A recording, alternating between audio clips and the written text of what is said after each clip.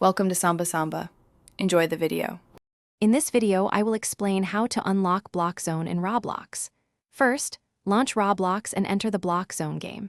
Make sure your character has achieved at least level 5, as this is a crucial prerequisite for starting the Unlock quest. Next, find the Zone Master non-player character, usually located in the game's central hub, to initiate the unlocking sequence.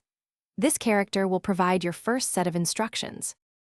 After speaking with the Zone Master, your first task involves completing 3 distinct minigames within the training area. These games are designed to test your basic skills. Simultaneously, you'll need to gather 20 zone shards which are spread throughout the beginner zones. Once both tasks are accomplished, head back to the Zone Master. They will acknowledge your efforts and guide you to the subsequent stage of the unlocking process. The next phase presents more significant challenges. You must defeat 5 Guardian bots in the dedicated challenge arena.